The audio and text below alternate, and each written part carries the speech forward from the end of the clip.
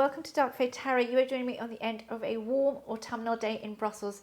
Welcome to new subscribers, welcome back to those who already know me. So yes, this is my response to Kelly Bear's tag 54321 Tarot.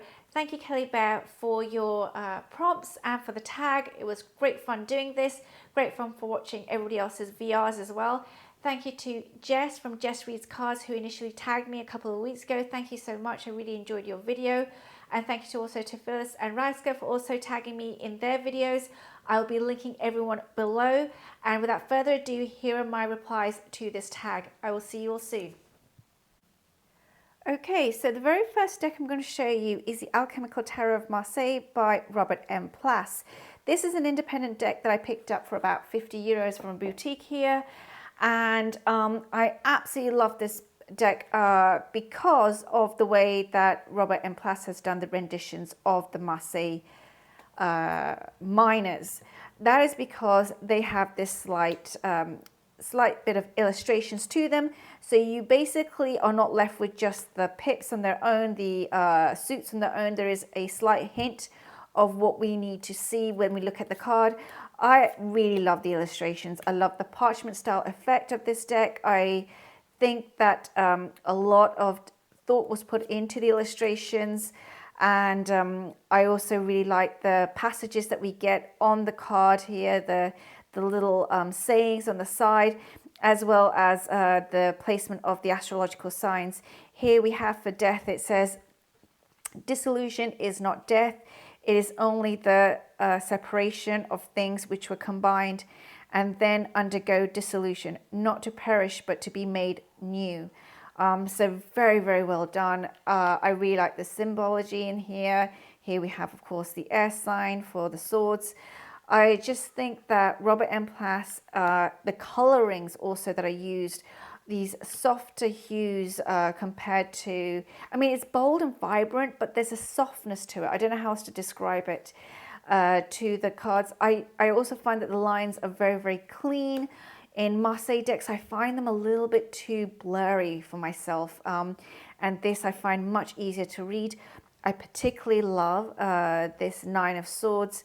Here she's not lying down, she's seated, and it almost feels as if she's been ostracized. There's something about this that feels like maybe it's a he, but they're ostracized. And I really feel like that when I see that card. So even though the illustrations are so simple, they are very well thought through. I do believe these are various emperors, so we have a lot of history included within this deck as well, and very well done. And yeah, I think there's a slight cheekiness to it too.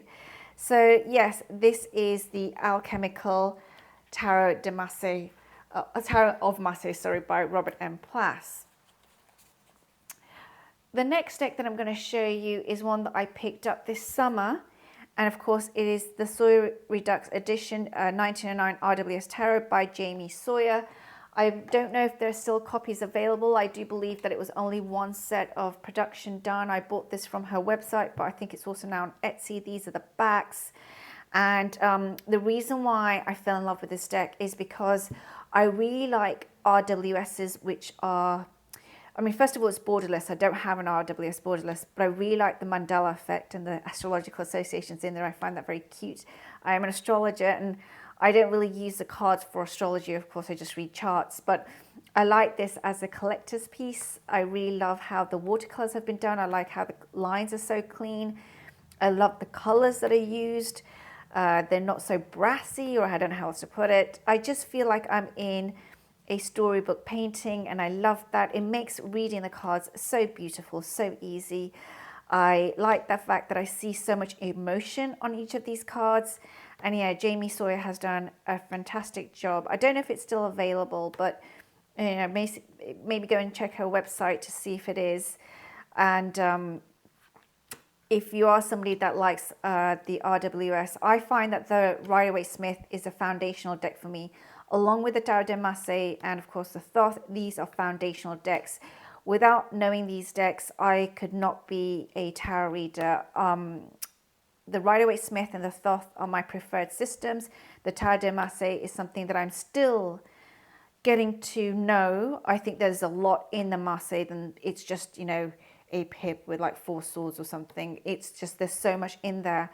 But the Rider-Waite Smith symbology is the one, of course, that I'm most versed in, as this was my first deck, the original US Games version.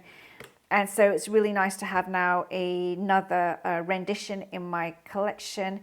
And I really love how Jamie Sawyer has redone the artwork and made it, and also added some diversity, I should say, to this deck.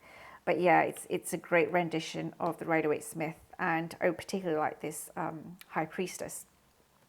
Okay, so the deck after this that I'd like to show is another rendition of the Rider-Waite Smith, but this time we are looking at something that's fun and funky, and that is my Doodle Tarot by MK Holloway. I find this deck is just so quirky and funny. I still have kept it in its original order because I haven't really used it, so I prefer to just keep it as it is for now. I think this is a really good example of how we can have a Rider-Waite Smith deck with all the symbology, but just done in a much fun way. It's just cooler way and fun. I love writing, I love journaling, and I do doodle in my journals sometimes, so this is great. I just find this is very light-hearted. It really speaks to my inner child. It makes me smile. I'm smiling now as I go through it with you all. And here are some of the minors and the court cards, so you get an idea of those as well. So yes, I think that MK Holloway has done a great job, and I do believe on Kickstarter now you can find that there's going to be an expansion pack made with astrological symbols, and I don't know what else, but there's an expansion pack that MK Holloway has made, which is being launched on Kickstarter if you're interested in backing it. So that was the Doodle Tarot. And just so you're also aware, this deck comes with also another version where you have keywords at the bottom, where you can have the upright position and the reversals for each card. So again, MK Holloway made the deck so that if somebody needs still those keywords, they can also purchase this deck and use this as they're learning the Rider-Waite Smith. And then the deck after this that I'd like to show is Patrick Valenza's Trionfi della Luna Illustrated Pips edition. Now I do have the paradoxical purple Marseille, but this is the one that I really now favor and love so much. So I wanted to show this. I really like, again, this parchment style effect. I think Patrick Valenza's work, I mean, of course, the characters are very, sometimes obnoxious looking, sometimes foul, sometimes, they are provoking, let's put it this way. However, also part of Patrick Valenza's work, I think, is emotion. And it really goes to the heart of how a person might feel or think. I mean, it shows the ugly side sometimes for me. I don't know how else to put it, but the ugly side of emotions, the monster within, the beast within, those things that some people like to call shadow work. I can't stand that term, but there you go. I just think that it shows a good range of emotions, and that even in this world of the beasts, people feel, or monsters feel, they think, they fear, they celebrate. And I love that, you know, it's storytelling. When a deck tells a story very well, I really appreciate it. And here again, it does. And of course, Patrick Valenza puts a lot of time and effort into each card. This has not been done, you know, today we see so many decks being done using tools. And I really appreciate these hand-drawn decks and how much work and effort has gone into creating this. So yes, this is the Trionfi della Luna Illustrated Pips edition. And then the final deck that I'd like to show, which is going to be an Oracle deck. Yes, I know I meant to show tarot, but I'm showing an Oracle. And this is something I've been showing before, which is the Oracle d'Or by, this is renditions of Redon's work done by Melissa Weatherspoon, and Tora Matthews is the writer. I also have the large guidebook that goes with this. This is one of those decks, and these are the backs. This is one of those decks that when I saw it, I knew it was going to be for me. I just knew it. There is something about the rendition here which strikes straight to my heart. It's one of those decks that I just feel will go with so much of what I already have, that it's almost as if there's a place for already in my collection, and this deck is going to slot straight in. It is, of course, dark. It's also, it's just, it brings to light so much emotion, so many feelings, so much states of being. Here it says the bridge, and here the cloud, and just look at how beautifully it goes well together with each other, how they marry each other, these cards. I can I can think of about 3 decks already on my shelf that will go well with this deck. I really like the color palette, the sepia tones. I like that it's very, very muted. I love this spider. It's one of my favorite cards of this deck. And yeah, I'm so grateful that I did go and splurge on this. It was a splurge for me. I bought it from Melissa Weatherspoon's Etsy shop.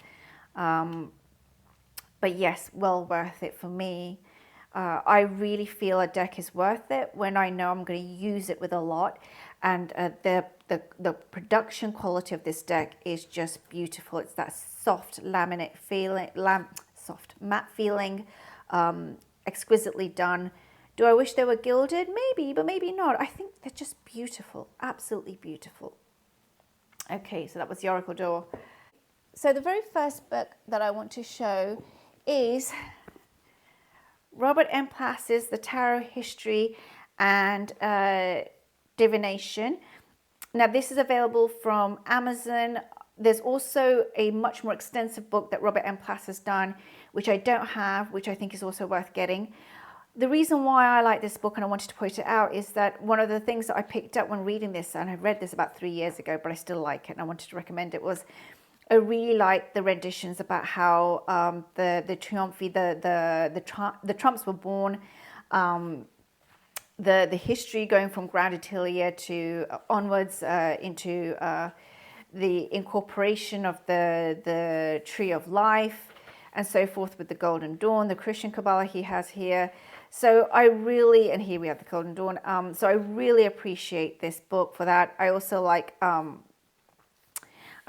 how he's really explained the Trumps. I think that was one of the big takeaways from this book, was how the Trumps were born and their original order, and then of course the rearrangement of the order over time in different decks and so forth. So I really recommend this book if you're interested in getting deep into the history of the Tarot de Marseille, and then of course its influence on the Rider-Waite-Smith.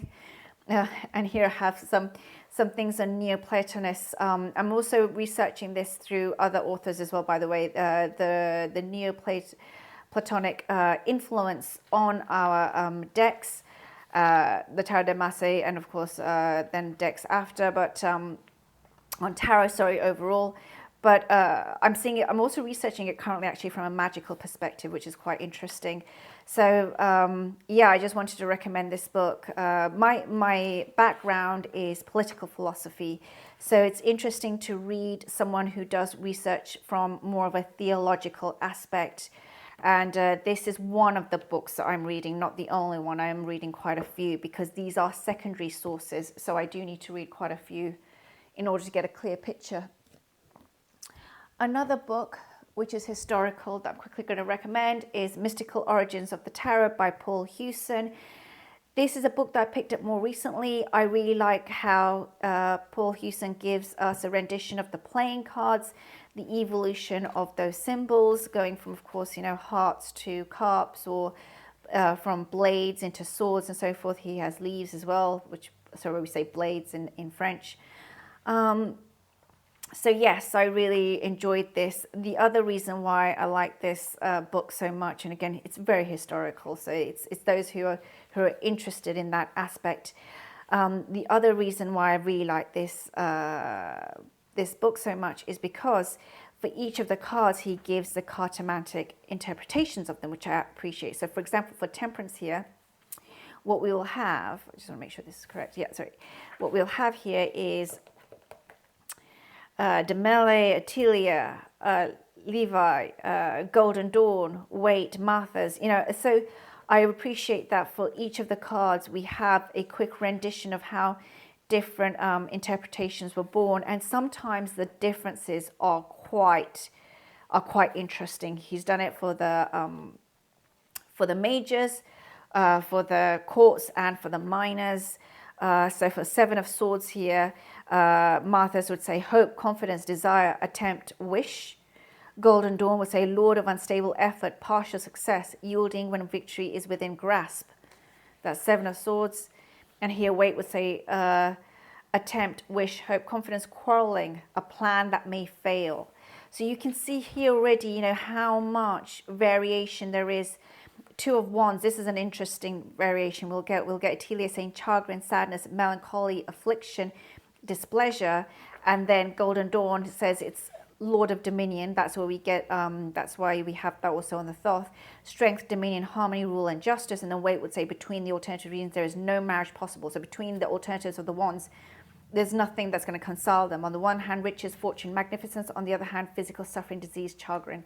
So this is just an example, and I really like this as a reference book as well. Okay, so the book I will show you after this, which I thought would be great if you are studying tarot, or if you're already experienced and you want something to help, again, expand your practice, is 21 Ways to Read a Tarot Card by Mary Greer. This is great for going into a card. So for example, if you pull, I've just pulled here randomly a card. What do I have here? I have the Chariot from the Alchemical Tarot of Marseille. And if I then go and take an exercise here, what Mary Greer does is she gives us an activity. For example, we can go into the card and then read it from the perspective of how would it feel to be in the chariot? How would we feel? Here it's about the Four of Pentacles, but standing in the chariot, how, what are we looking at? What would we, how would our body language be? How would our posture indicate? What is the balance here as they're standing and they're about to move off? Write about the experience that we have here. So here she has a rendition of going into the card and then physically being in the chariot and what that might bring up. Other examples here can be, and I'll just put this to the side for a second. Other things in this book are empowerment questions. So here Mary Greer says that asking what the card means or what it symbolizes does not usually produce personal significance. It feels like a test requiring a rational answer, which is not what you're trying to access. And then these empowerment questions like what's happening in the card? What does the figure want? What is he or she holding? What do the figures in the card feel about their emotions? So this is, again, a set of questions that you could ask regarding the card rather than like, what, like, I don't know, Five of Wands, quarrel, creativity. It's like, okay, this kind of like really arouses the imagination when looking at the card. So that's 21 Ways to Read a Tarot Card by Mary Greer. And then the final book that I want to show you is The Complete Guide to Tarot Illuminati by Kim Huggens. Now, there's the deck, Tarot Illuminati, and it can come in a big box with a guidebook, but this is a separate guidebook that one can buy, which is even more extensive. And I love Kim Huggens' work. So I'm going to take a card and read a passage, because this is why this book is just amazing. I mean, it is amazing for many reasons, not just this, but this is the reason why I wanted to show you this book. So what Kim Huggens does is that she will take a card and then really break it down into how we might feel being in that card or in that position. So I'm just trying to find here the Two of Swords, so bear with me. Here's the Wands, and here we have the Two of Swords. So what Kim Huggens does, and I will show you quickly okay. So what we'll have here is a paragraph written in the sense of being the Two of Swords. And then we have Illumination, and this is, of course, a mixture of astrology and Kabbalah. And then we have Revelation, and then we have some things that are more towards the reversals. And then we have keywords. So I'm just going to read the paragraph, though, that Kim Huggens writes at the top, and perhaps that will give you an indication of why I love this book so much. So here it is, Two of Swords, the fulcrum of the mind. Come to find me on the shores of the world and all the in-between places of life. Meet me at the crossroads of every possibility and at the turning point of every tide. Find me at the birth of paradox and between paradoxes, for I am that which occurs in the state between changed states. When your mind conceives of the idea, I am the intake of breath and the pause before you speak it. When you entertain a choice, I am the moment of stillness before the decision. Change begins in the fulcrum of the mind with a decision. Decision tips the scale so that change is already manifest. Come to meet me at the moments between the waves and the times between lunar changes, and we shall draw down the moon together. Then we shall leave footprints in the sand for mere moments in time as we choose which path to walk and which to leave behind. And within moments, the stillness of our past impressions shall be washed away by the incoming tide. So that reading, I hope, gives you a flavor of the awesome writing of Kim Huggens. Just awesome. There's no other way I can put it. And I really, really treasure this book. So if you want to have something which brings you really into the mind, the body, the feeling of the person who is experiencing it, whatever we're going through, whatever we are facing, this book will bring us into that space where we are looking within and recognizing our own feelings, emotions, wherever we're at. Okay, so that's 4 books. And then let's go on to spreads. So keeping it as simple as I can, the first spread I'm going to show you is from the Spellcasting Oracle cards, a deck by Flavia Kate Peters and Barbara Meikle-John Free. There was a spread in here that I discovered, and since then I've loved it. It's very simple. It's a 3-card spread, but a bit different from the past, present, future. The first card in the spread indicates to us the issue that we are facing. For example, here it could be that I just don't have the feeling of inspiration. That's the issue that I'm facing. The second card shows us what's hidden behind this issue. Why is it arising so much? Could be manifestation. I just don't feel like I can manifest. I just feel like my creativity has gone down the pan. And then the third card is the truth, something that is revealed, something that will be coming about through this, and that is beauty.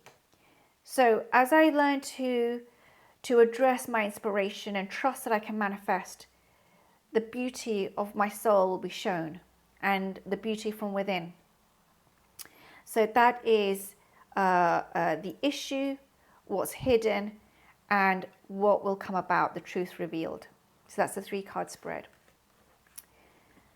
The next spread I'm going to show you is very simple. It's a deck interview. So the deck that I'm using for this is the Santa Muta Tarot, and that's because I've got the mini here, so it's easier for me to do a deck interview. And this is a deck interview that I found from Google. The very first card here is, the card is, who are you? So in this instance, it's 6 of Swords. That's how the deck is presenting itself to me. Who are you? The 6 of Swords. So this deck is about journeying. It's about leaving things behind. It's about acknowledging sometimes that we've lost a war, but we're going towards safer waters. We've lost the battle, but perhaps not the war, I should say, and we're going towards safer waters. The next card will be, what are your strengths? Wow, I have the Queen of Cups. This deck really wants to help me to balance my emotions and for me to feel like I can handle things from within and that I'm okay. Next card is, what are your weaknesses? Queen of Swords. Okay, so this deck is definitely not about too much logic, too much clarity. I sense here with who are you, the Six of Swords now and the Queen of Swords, it's more about emotionally moving forward, moving on.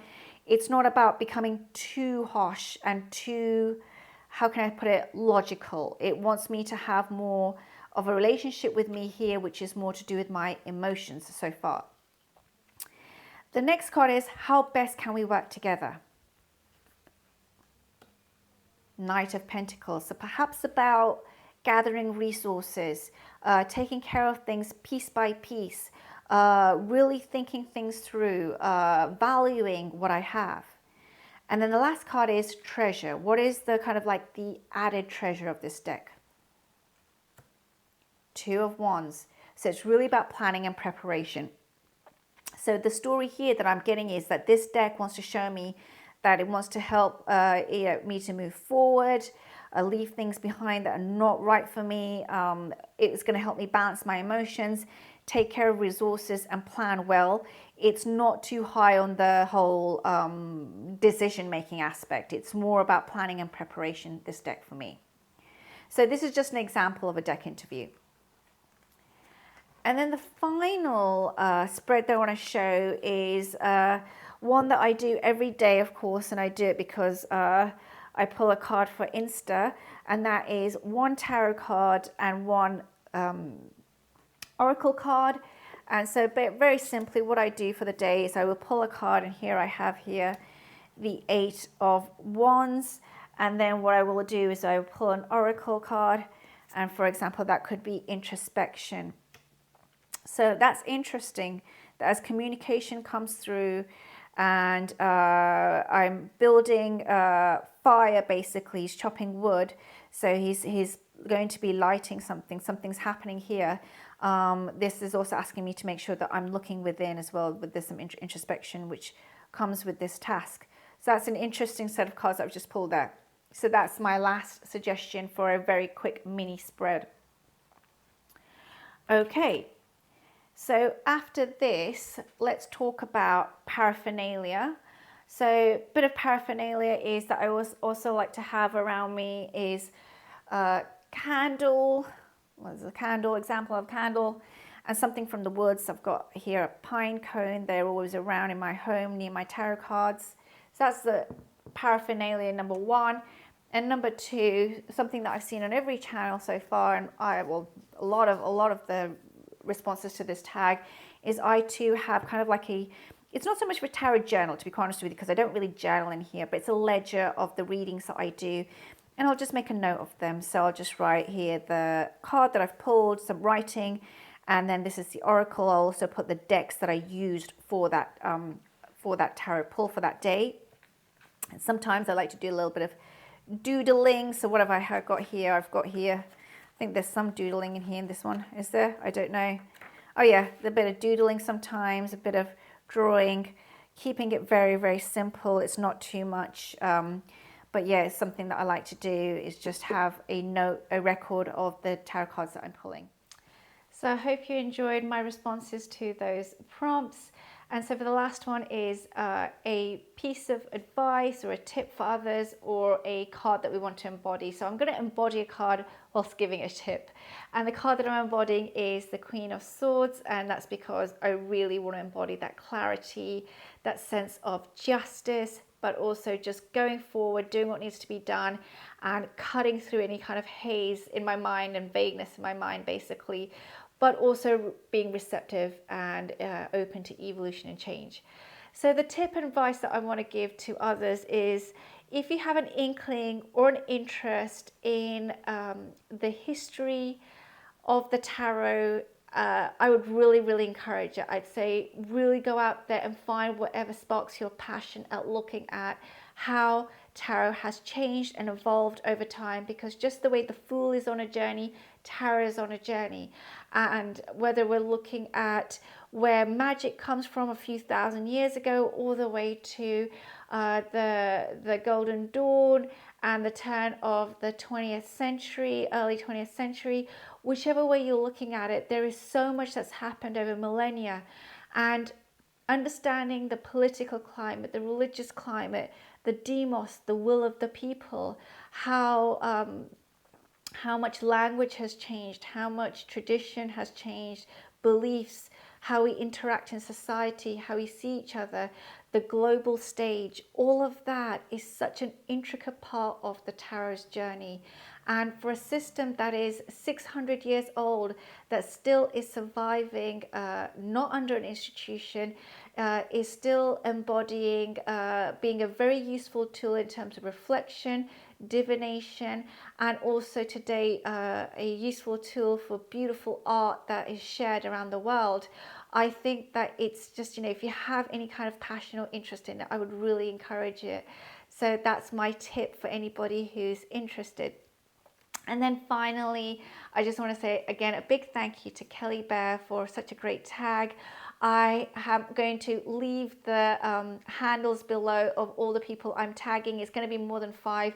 These are people who've either I've not seen a video from, or I know they've not been tagged. So if you're a friend but you've been tagged by somebody else, I'm not going to tag you again. That's just trying to keep it simple.